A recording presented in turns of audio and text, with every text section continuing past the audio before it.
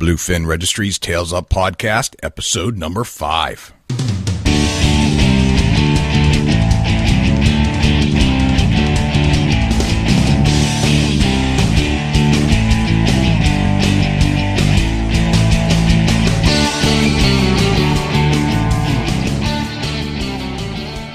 The Bluefin Registry is a virtual museum of fishing tales. We are dedicated to promoting and preserving the stories, sport, and spirit of bluefin tuna fishing while attempting to capture a piece of Americana. Our goal is to increase awareness by interviewing and recording bluefin tuna fishermen and industry experts from coast to coast and sometimes from around the world. And who knows, maybe we'll learn a thing or two along the way that will help us bring our fishing skills and understanding of the delicate issues surrounding the bluefin tuna to the next level.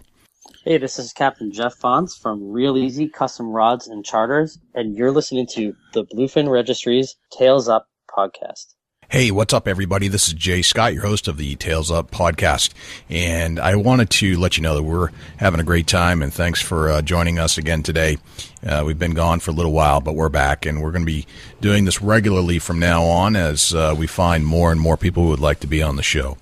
This week's guest is Anthony Precopio, and Anthony grew up in New Jersey fishing and has moved to Virginia, but he still finds time and is extremely passionate about fishing and comes back and fishes with his friends, ocean fishing, goes and does salmon fishing, all kinds, and he never lets it leave his life. And I think that's one of the pieces of the Tails Up podcast is that we're trying to capture the essence of the fisherman, not necessarily the tuna fisherman, but the fisherman, and how important it is in our lives. And we like to document that and put it right here on audio for everybody to hear about other people's fishing adventures and tales and story, from the characters to the friends and the relationships and everything that goes along with it. So I'm just going to cut right into the interview, and we'll see you on the other side. Anthony. Yes, how you doing? Welcome to the show. Welcome to the Tails Up podcast. Thank you very much. Glad to be here. Well, we're psyched to have you, and it's not every day we get to speak to a fisherman that loves fishing as much as you do, and we've recognized that you are passionate about your outdoor experiences, and that's what we're here for. We're trying to capture some of that essence on audio and share some of those moments and record them forevermore so that everybody can hear and relate to some other fishermen and outdoorsmen. So again, thank you for being on the Tails Up podcast. Oh, great. I really appreciate you having me on tonight. Cool. Tell us a little bit about how you got started in fishing. What inspired you to actually pick up a rod and go throw a line? I think it would probably just have to be as easy as when you're a kid, somebody taking you out that first time and just really wanting to do it every day and as much as I could. And I can remember just even going out snapper fishing with my cousins for little snapper blues, and just being so excited to catch them and just loving it. And then as time progresses, you're trying to get into more and more things, and you're more interested in catching, from little snapper blues to a bluefish to striped bass, and just really looking for the next challenge. And it's just been awesome. Gotcha. Who was the first person that took you fishing? Oh gosh, I would have to say probably my uncle when I was little. I would say would be the first person. Yeah, probably my uncle. And where did you grow up? I grew up in New Jersey in a town called West Long Branch, mm-hmm. and right in Long Branch, Asbury Park area. So it was about 2 minutes from the beach, and just loved it. So growing up, did you have plenty of fishing experiences? Was it like one of the things to do? Was it popular, or was it something that was not so popular?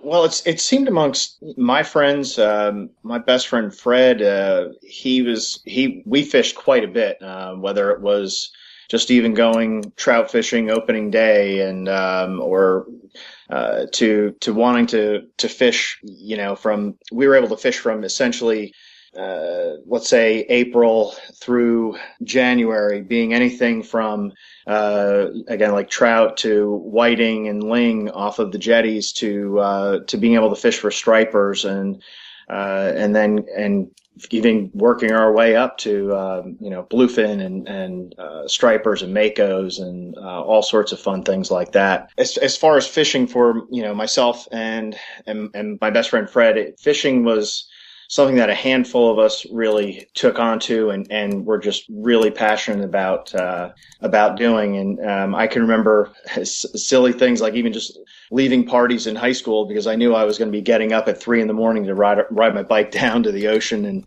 and go striper fishing. And people would look at me like I was crazy, but I didn't care. I wanted to go out. I wanted to fish, and no matter what time it was. So it was always an adventure, plain and simple. It was just something that you really couldn't wait to get out there to see what you were going to catch. No kidding.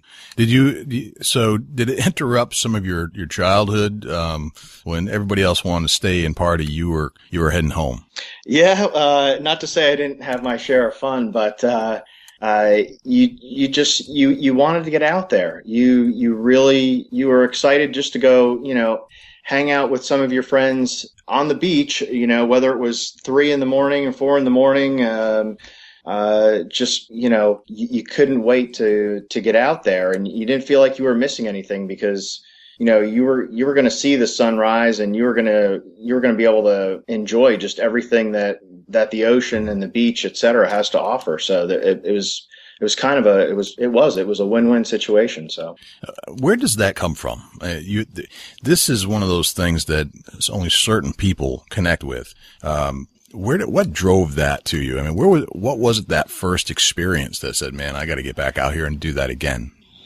I would say it was by far, when you first are out there on a jetty, freezing cold, ocean spray, and, just throwing a plug out there, bringing in a nice slow retrieve, and all of a sudden just feeling that stop and that dead weight and that pull, and you just about, had a cow. I can remember very vividly the first time I caught a striper. It was only about 18 inches back in 83, I think it was in November of 83, where there weren't too many stripers around, and it was a real challenge. No matter how small or how big, it meant a lot. It was something that the guys I hung out with, everybody wanted to catch, and you looked at a lot of older guys, and they were catching, a handful of stripers and some big stripers, and Fred and I really tried to learn a lot from, and we were fortunate that they took the time to take us under their wing and want to teach us. So when you have a friend, Fred, growing up, and take us through that experience is it on a pier that you're fishing on in New Jersey? Well, we fished all over, Monmouth County, from Sandy Hook, where you could, walk out a good mile and see the Twin Towers. Mm-hmm. So that was a magical thing to see. It was always something that was embedded in your mind, and you would see it over and over. And just, with a bunch of other guys out there, casting plugs in the middle of the night, but then fishing all the way down south, maybe let's say past Belmar and Spring Lake, that kind of area. Mm-hmm. So we fished mainly the beaches, and then working on some sport fishing boats in the summertime. And we got to fish with some really great guys. One was Captain Richie Mansfield, his brother Tommy Mansfield. There's a real cast of characters, but guys who really heightened our awareness of again, other fish to catch and really helped make us better fishermen. In fact, Tommy's out he's up in Kennebunkport, where he still is a captain and guides, et cetera, up there. But we just really, really had a good time. So tell me about Fred. Fred's been, oh gosh, we've known each other since we were in grade school. Went to high school together, even went some part of the ending of our college together. And we've fished quite a bit, from fly fishing to steelhead and salmon up in Pulaski to small streams in North Jersey to where, and also up in Pennsylvania where he's a member of a fly fishing club up there. We just really we have a lot of fun. We enjoy hanging out together, and he's been a real good friend, plain and simple. And he's just somebody who I think everybody who fishes or hunts, etc. You both have that same connection, and there's a lot of guys who I'm friends with who are like that, and it makes it where it makes it the time special when you are able to get together, especially with me being down here and Fred and the majority of my buddies who I fish with are up in New Jersey. Who we can't wait to go and like in the spring and go trout fish. To the fall we'll run up to Pulaski and go salmon fish and steelhead fish mainly, and to shark fishing out on Fred's boat in June. A couple other times we try to get together. He's extremely knowledgeable for all sorts of types of fishing, whether it be fluke, striped bass, sharks, tuna. Fred is very fortunate where he has a boat but he has a lot of opportunities as well from other people who think highly of him, just from his knowledge and just the good person that he is, where he's able to get out offshore much more than I am, and it's nice being able to still connect, whether he's out on the water and comes back and tells me what he saw, or he's videotaping things and sending them to me. And a lot of times, we've started to try to videotape some more things, just out of pure fun, and just so we remember those kind of things. So, right. How long have you been fishing with Fred? Oh man, Fred and I have been fishing for probably since early high school, early high school, if not a little bit before that. We both grew up in the same town, and went to the same high school, college, and so we've been fishing quite a long time. It's amazing how some of the relationships that you develop are based around fishing, and they last for a very, very long time. Yeah, I think no matter who you are, again, when you do fish, you do have a bond with somebody, even if you're if it's through work, and what I do, and if I'm able to strike a connection with somebody who does fish, you have a unique bond with them. It's not with everybody, who you meet if they don't fish or whatever the case is. But I think everybody has that little bit of that passion in them, whether they're just beginning or they've been fishing all their life. Right. Tell us about some of the other cast of characters that you fish with. Oh gosh. Well, let's see. There's my cousin Phil, who he's one of the big, let's see, how should I put this nicely? He likes to bust people's chops quite a bit. So there's a lot of entertainment with Phil. Another guy, Ricky, who he is the Salmon River King, shall we say. He runs up there probably just about every Monday and Tuesday when he has off. He's a madman. He went from, I guess, just, pretty much just basic fly fishing up there to now having every type of fly rod under the sun, and just really passionate.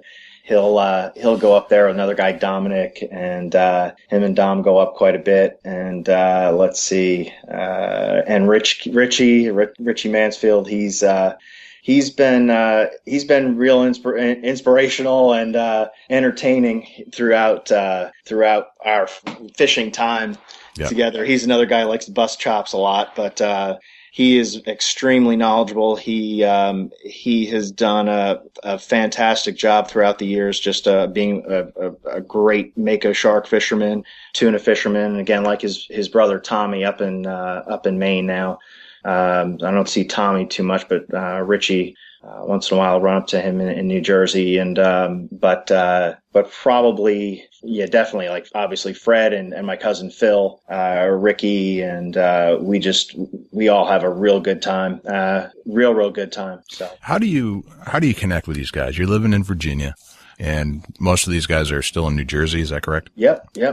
I think it just goes back to, for me, it goes, it's because I'm not able to be up there and fish with them. And it always goes back to, in a way, fishing and just those bonds that we've had and those fun times from, having a few pops and waking up a little crushed the next day, but you can't wait to get out on the river and Right. or in the ocean.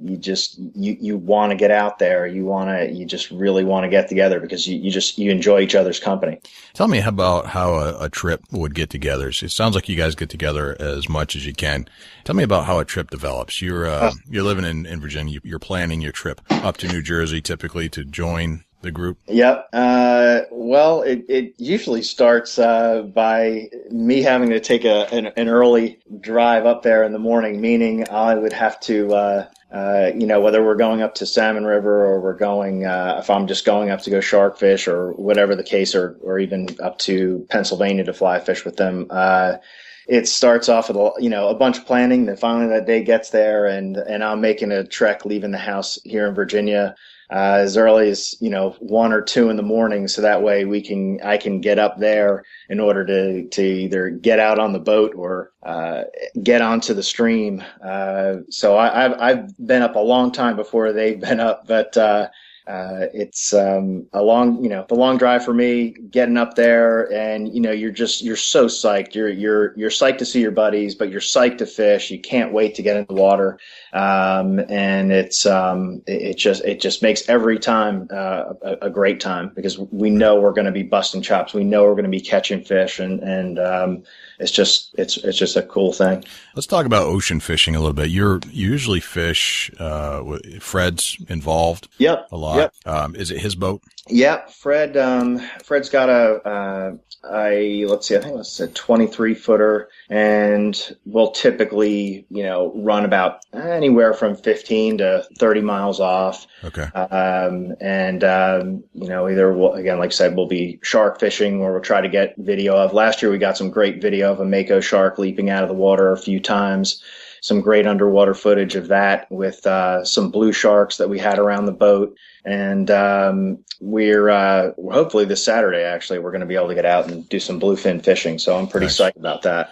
So you come up from Virginia. You have to drive how many hours between Virginia and New Jersey? On a good trip, 5.5 to 6 hours. Right. Yeah. So you've got to get up really early, or you leave late, basically. Right. Late the day before, and you drive, and you get to. Do you meet Fred at the dock? Either most of the time I'll meet him at his house. At his house. Gotcha. Yeah. And how do you deal with the boat? Is it trailered, or do you have it docked somewhere?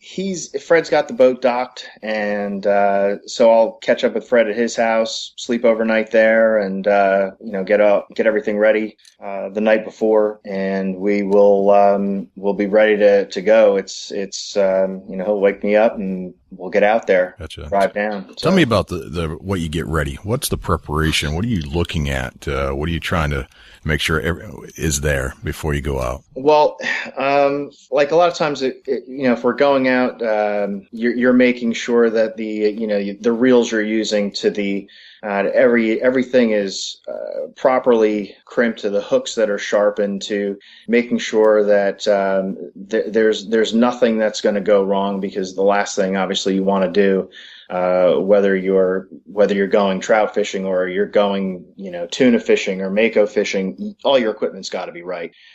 Fred does a great job of that even prior to me getting out there, but we're just making sure we do have everything in order, that we're not missing the one thing that all of a sudden you get out there and you're going, oh man, we didn't take the time to prepare for that. So there's some preparation even before I get to Virginia, to New Jersey rather, that we'll discuss, and Fred has things ready. He's very well organized. So you've got you check your hooks, you check your lines, your leaders. Yep. A lot of, whether I know this weekend, we're probably going to be trying to hook up with some bluefins, and I know he likes to use the Saltiga slider, or some Usuri, the crystal minnows, and he found some really great rods, some blanks from this gentleman named Killsong from Jig and Pop, and so he's got that set up really, really well. In fact, our friend Dom wraps all of Fred's rods. So he's got the I know Fred uses the Shimano reels, the Saragosas. Yep. So and when you get out to the boat early, what time do you usually leave?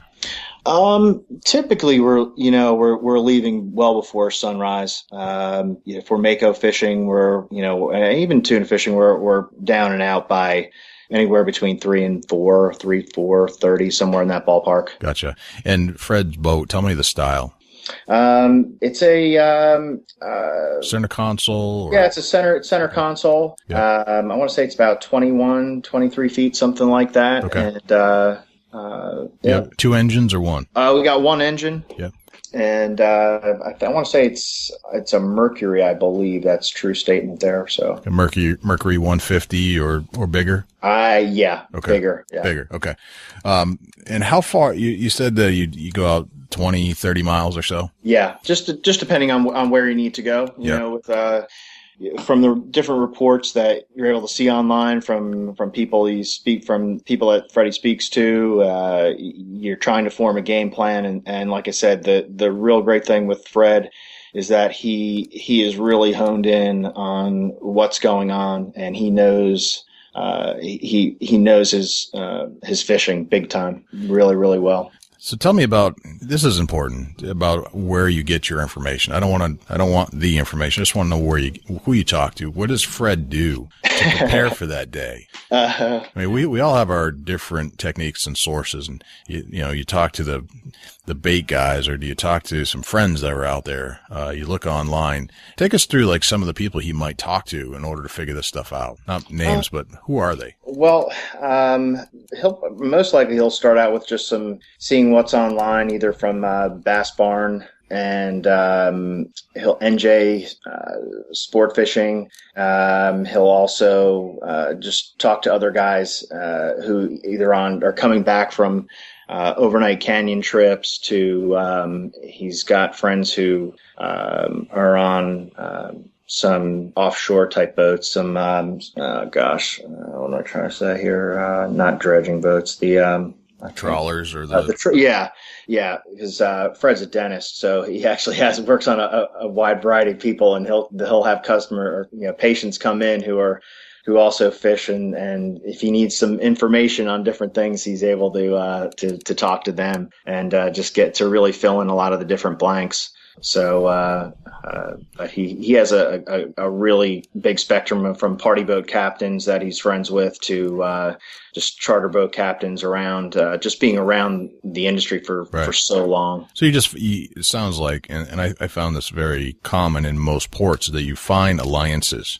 And you have certain people you can get some information from, and other people are very tight-lipped. Traditionally, tuna fishermen are tight-lipped. They don't really like to share a lot of information. But you do form your partnerships and your alliances with certain people. Yeah, you do, very much so. And I think there's always people you might give some more information to than others. But, you're also just, studying the water temperature charts to just numerous different things. And just year after year, you start to figure different patterns out about the fish and their movements. And of course that just that good feeling of where you think they might be. Right. So. Right. Gut feeling kind of thing. Yep. Gut feeling. Exactly. Let's talk a little bit about water temperature. How much do you put into that to determine where you're going to fish? Well, I think it's real important, especially you're fishing a temperature break where you get that temperature break where you might have the bait fish just hugging a certain spot, and if you're not on a right area, you could be a half mile away from something where somebody else is catching fish and you're not. Right. So I think it is important, but it also has to do with sometimes the clarity, different things like that. Yeah. What do you look for in the temperature? You just look for a temperature rise or fall or a break between. Do you look online like NOAA? Where do you usually gather that information? I know Rutgers University has a good site that typically will check out to see the temperatures, and unfortunately, if it's cloudy and things like that, you can't get a good shot of it. But I know there's a lot of sources out on the internet, whether it's a paid service, et cetera, that you can go check out to really get as much valuable information as you want to put into it. Well, the more you pay, I'm sure the more information that you can get. So. Right. Gotcha. And what patterns do you look for? I'd have to say you're trying to find a pattern of food, temperature to water clarity to different structure that's in the water. It's really a handful of things that you need to start figuring out, and as you're fishing more and more, you do figure out where you're able to pattern fish better at different times of the year for no matter what you're trying to catch. Gotcha. Do you go back to the same spots routinely, or you let these indicators tell you where to go? I think sometimes you can go back to a lot of similar spots, but typically you're going to have. I think you have your go-to places where you might, again, as you said, have the gut feeling that the fish they're going to be there. But again, it just depends on what you are fishing for. Because it's just if like there's no bait and the water's off, or the water's a different temperature than what the fish want or the bait wants, then you're wasting your time. But I think you really want to you got to try to know, like in the fall they might be in a certain spot compared to like the early part of the summer, or et cetera, things like that. There's a lot of complexity that goes into this. It's not just, and then you might be wrong. Fishing is fishing, right? It's not catching. It's not catching. This is fishing. Exactly. You have to figure it out. You have to try different things, and what you tried last year with all the same ideas may not work the next year. So there's lots that goes into this. There's a tremendous amount always, and if you're not trying to learn, you're wasting your own time. Right. That's why it is important to stay on top of things. Where something that, let's say, worked this year or last year, and somebody has a new lure or a new XYZ. If you're not trying to figure that out and understand how it's going to help you fish better.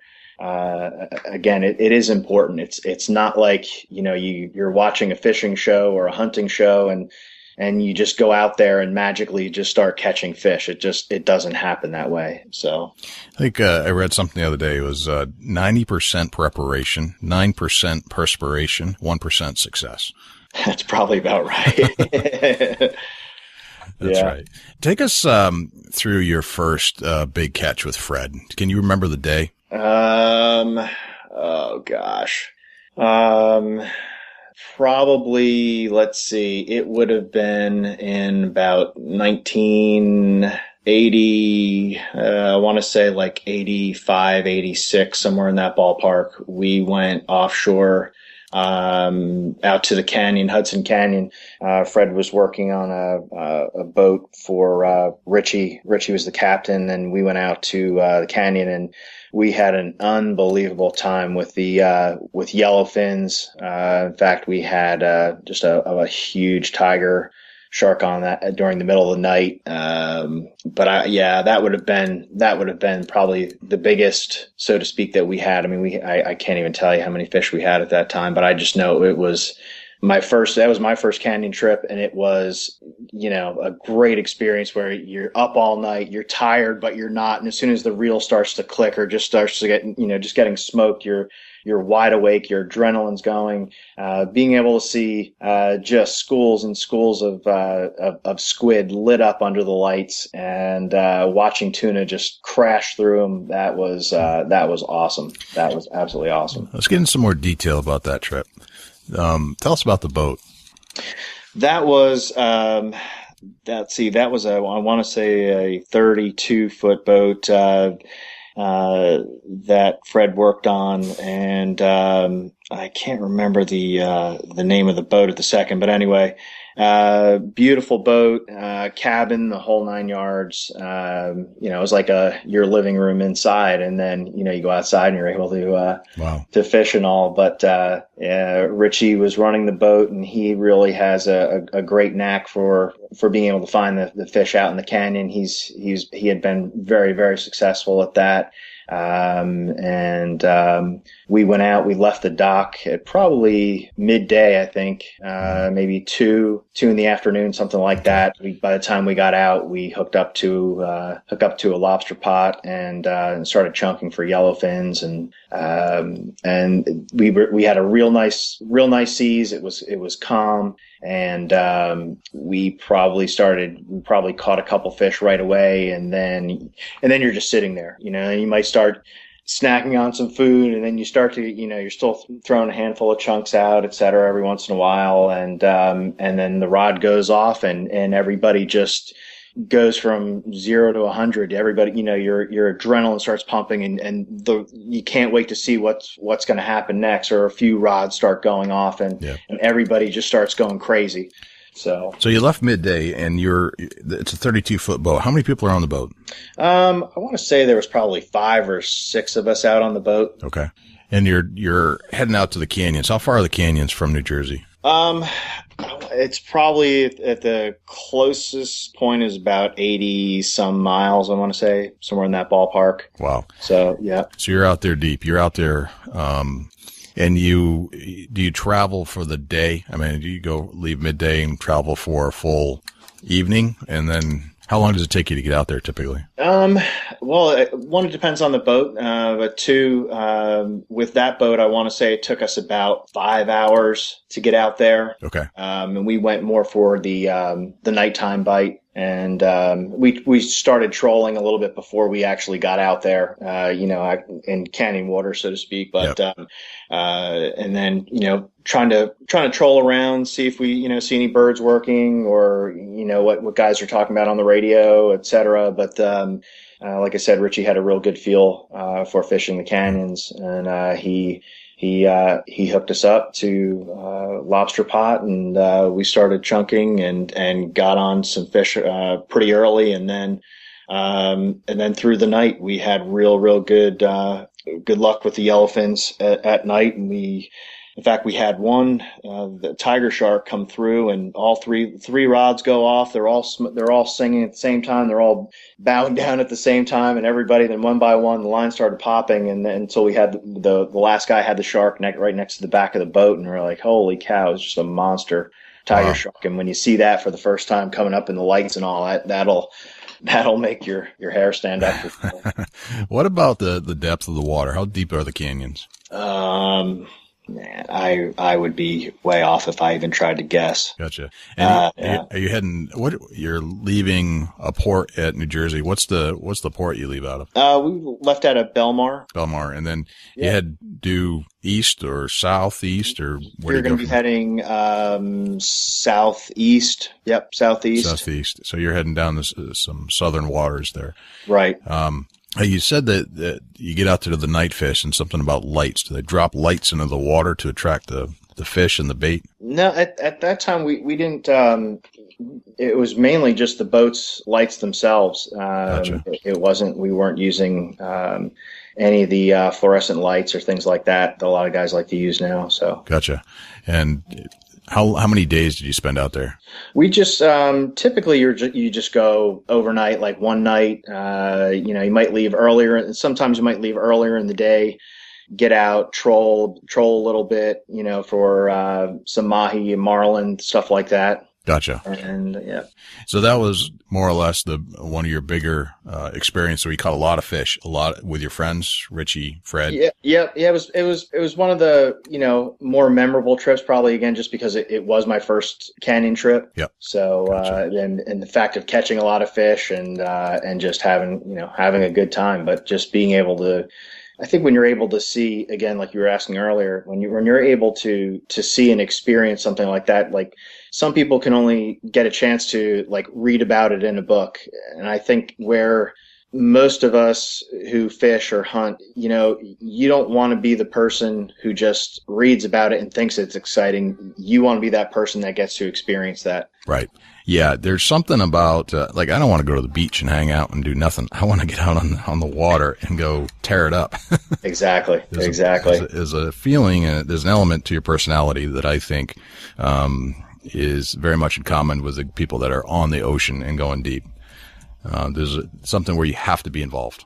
Yeah, you don't want to sit around too much. In fact, my wife and I had gone on I'd won a trip through work to go on a cruise, and we were going to Bermuda, and I called Fred and I said, hey, we're going to be in Bermuda. I said, why don't you and Tracy meet us in Bermuda, and the girls can sit on the beach and we can go fish for a while. Because it was, just a chance to go fish someplace else. And it was something that, I didn't want to waste an opportunity like going to Bermuda and not being able to fish. And not that we caught too many fish out there, but we had a good time, just all four of us being able to get together and fish. Because I can't just, like you said, I can't just sit there. Right. That's boring. That's just not going to happen. No. Nope. No. I don't think I've been on a vacation where there has to be some element of fishing around. Right. And that's the way most fishermen, I believe, vacation. Yeah. It's just going to be there. It's part of your life, and it always will be. Yeah. Tell us about some of the gear that you use. I noticed one of our questions on Facebook was about shades. Tell us about your favorite kind of sunglasses that you prefer to use on the ocean. I've been wearing the Costas for, oh man, it's got to be, let's see, I've had this pair of sunglasses in particular for probably about 15 years, I think. At least. And I just have really, I like their fit. I like the durability of the product. And it's funny how people say, well, why are you going to spend so much money on sunglasses? It's like, well, because when I'm doing what I want to out on the water, I want a product that I know I'm going to be able to rely on.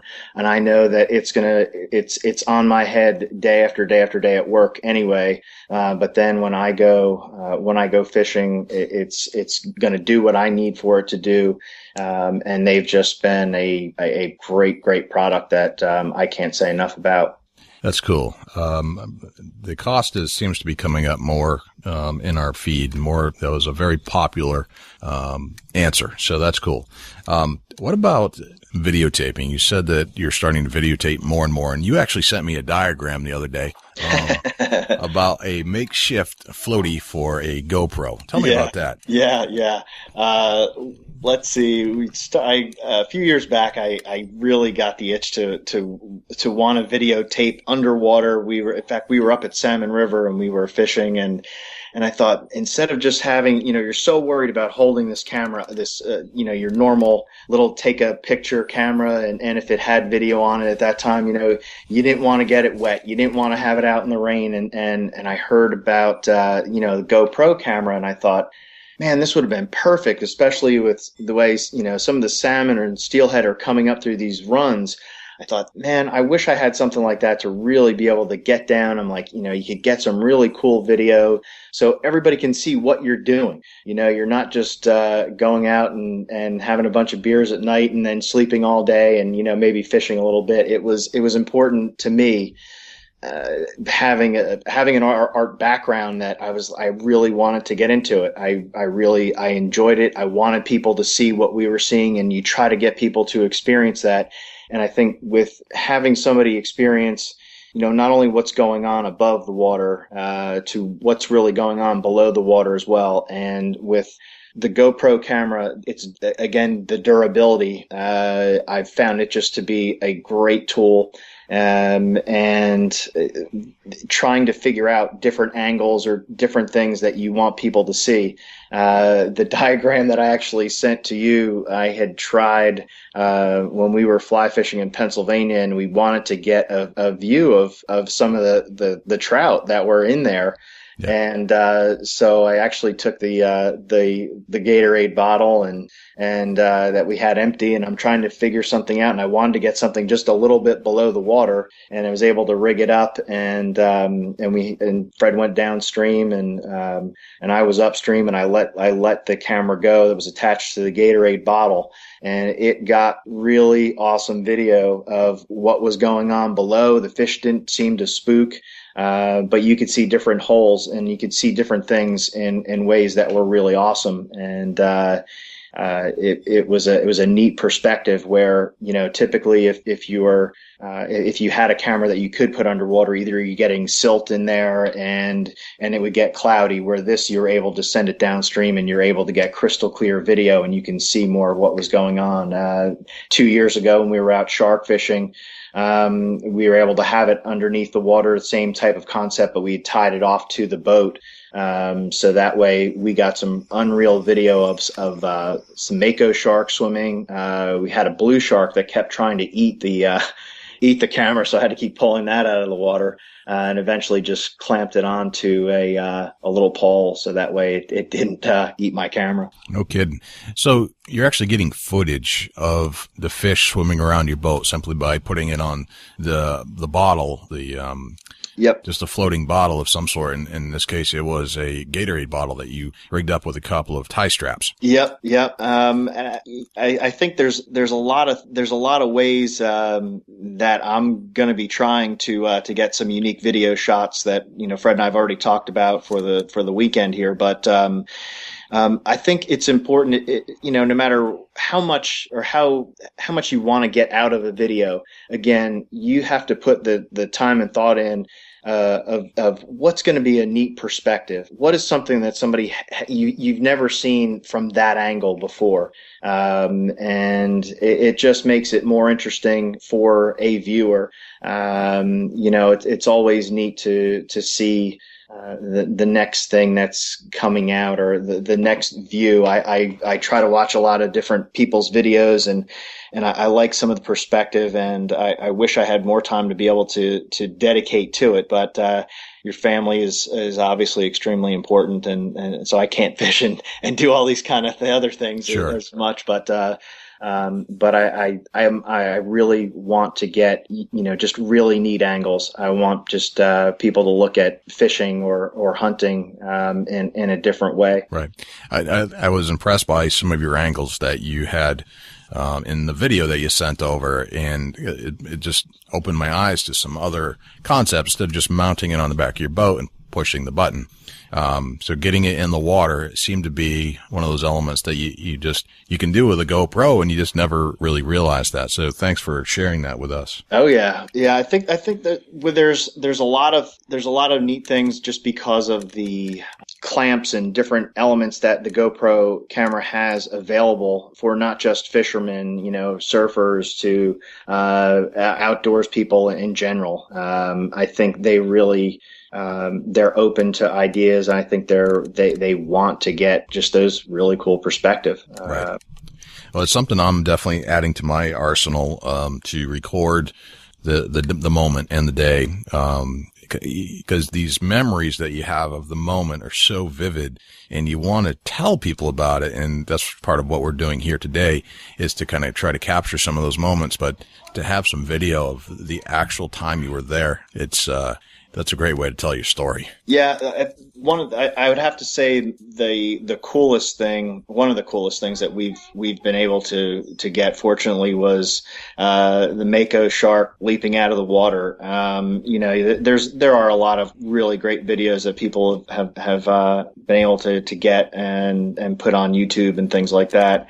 But it was neat time and time again. You tell people, oh yeah, this mako leaped 7 feet out of the water, jump 14 times and this, that, and the other. And they're like, okay, sure. And then, they actually get to, I had to happen to have the camera running and was able to capture, the mako leaping out of the water a couple times. And people, then they realized, hey, this guy, he's not telling fish tales. So. Right. Yep.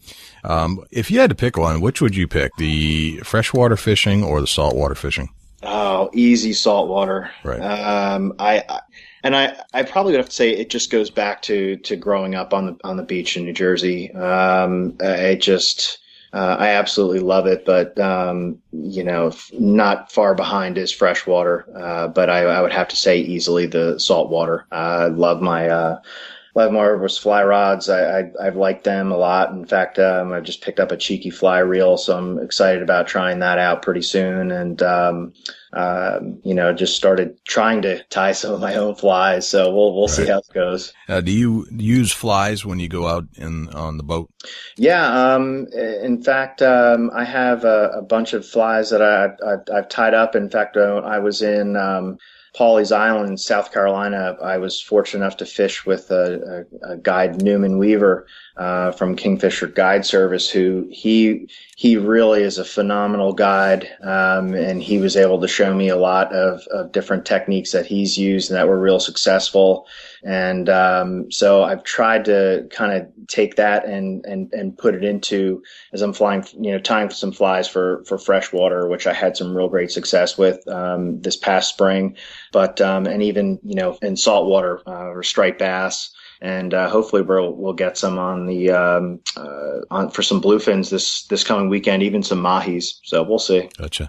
What waters are you going to be fishing this weekend? Are you going to be heading up into the coast of Massachusetts, or are you staying down south? We're going to stay down south. We're going to be in New Jersey and hopefully getting out. I was supposed to go a couple of weekends ago, and literally the last minute, 4:00, I had been finished with work, and Fred and I talked, and the weather wasn't quite right, and Yep. I had all the stuff as kind of a bummer. But so I have all my stuff ready to go again, and hopefully we'll play it by ear. But we're keeping our fingers crossed that the weather's going to it's looking like it might work out for us. So yeah, I remember that weekend. It was kind of a disappointment. If National Geographic knocked on your door and said, "Would you like to be on the Wicked Tuna Show?" What would you say? When do I leave? Oh, no kidding. Okay. Yeah. Yep. Yeah. What do you think about that show? I love it. I think it really shows the passion that people have. It shows the heartache too, where, those guys are out there, they're fishing for their livelihood. And I think a lot of times that gets lost on some people, where again, you're not just going out and having a good time. You are, but again, people don't realize how much time you're away from your family, how much you're missing, but then you're able to receive back from the ocean, and loving it. But, it's been a neat snippet for, I think, people to be able to see and hopefully appreciate the fun that's involved, but really appreciate how much hard work and effort those guys really put in.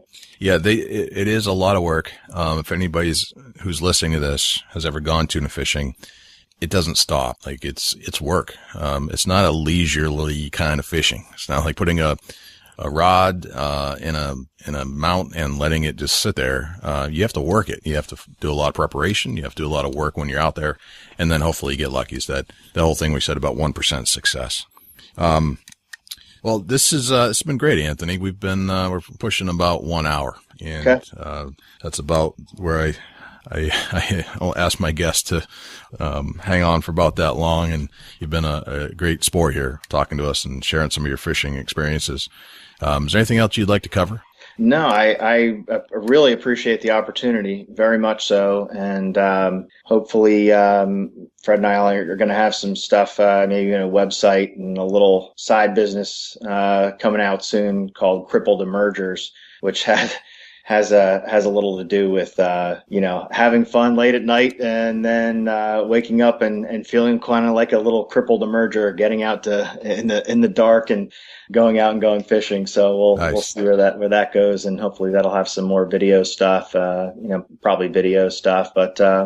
I really appreciate the opportunity, and best of luck to you. And I love the magazine. Just was skimming through it earlier. Thank you. We appreciate that. We're going to keep doing those and putting out some more podcasts. Kind of getting back into the podcast mode here. And thanks for being our guest after a little hiatus. That was really great. Thank you very much. All right. We'll talk to you soon, Anthony. Thank you. All right. Thank you, everybody. And thank you to Anthony for joining us on the show. That was a great insight into what it's like to be friends with your buds from high school, and that you're still fishing with them. I still fish with my friends from high school, and it means a lot. And it's that kind of bond that you just can't get anywhere else. I don't think it's like even different than hunting, even fishing, being on the water with your friends for a long period of time. There's just nothing like it, and I think that's one of those things we sometimes overlook. So if you would like to reach out to us, you can send an email to jay@bluefinregistry.com. Again, jay@bluefinregistry.com, or you could go to our website, bluefinregistry.com, and you'll see a little pop-up on the side, and that's our speak pipe. You can actually send us a voice message. If you'd like to call in any kind of an experience you had on the water, check in on Bluefin, tell us about any other thing that's going on the ocean that you think is relevant, leave us a voice message there. Just go to our website. You'll see a pop-up for SpeakPipe, and then you can record with your computer a voicemail to us, and it'll be emailed to us as well, just like you would if you called us. Other than that, visit us on our Facebook page, which is facebook.com/Bluefin Registry. Twitter is also Bluefin Registry. See the theme there? You can also, an Apple user, you can listen to this podcast. You're probably doing it right now. You can also find us on Stitcher or Blueberry and a lot of other places. But if you are on the bluefinregistry.com/iTunes, you can go directly to all of our shows in iTunes, and then you can play it on your iPad, your Apple, your iPhone, anything like that. And then you can actually share it by pushing the arrow in the top right-hand corner and then texting it to your friends. So just an idea. So anyway, that's a wrap. This is Jay Scott, your host of the Bluefin Registry Tails Up podcast, and we'll see you next week.